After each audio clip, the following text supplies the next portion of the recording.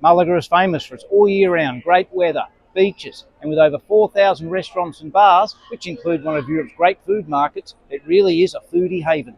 Situated in Spain's Costa del Sol, Malaga is a vibrant city and a great gateway to explore many other amazing places within southern Spain.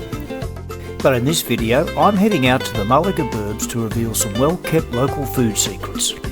Right now I'm standing in a local neighbourhood that the tourists have probably never heard of, let alone been to. This is La Paz, a local Malaga barrio that shouldn't have been left off the tourist books, but clearly it has, because I reckon I'm the only tourist around here. But that's okay, because here the food's real, the beer's cold, the prices are lower. So look, you know what? Let's go bar hopping around La Paz and let's go and check it out.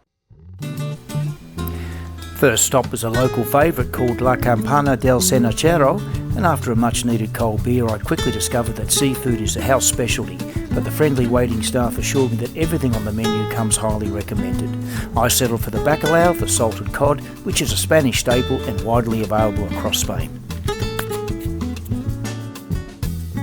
Next stop is a little corner bar called Bodega La Mariposa. An expansive menu offers a mix of traditional tapas and Iberian-style dishes, but I opted for the montaditos, which are baguette-style sandwiches and a house specialty. A combination of tuna with cheese, chorizo and pork loin went perfectly well with a glass of Rioja Red, all of which are very reasonably priced. And now for the main event, Casa Nieblas, which is super popular with the locals to the point where your name goes on the waiting list until the table becomes available. I will point out that I filmed this component of the video a week or so prior on a lunch outing with some friends, whereupon it gave me the inspiration to make a video about this fantastic neighbourhood. Once inside, it's typical Spanish, simple decor, noisy, a little cramped, and as for seating, well, I'll sit you on a table, a wall-side bench, at the bar, or an old bodega, or wherever there's space really. And as for the food, seafood is the order of the day, and as you'll see when looking at the menu, speaking a little Spanish most certainly helps. And when it came to the food, well, we certainly went to town. We started with the gambas pil, which is a very typical Spanish dish of prawns in chili oil. There was local grilled fish,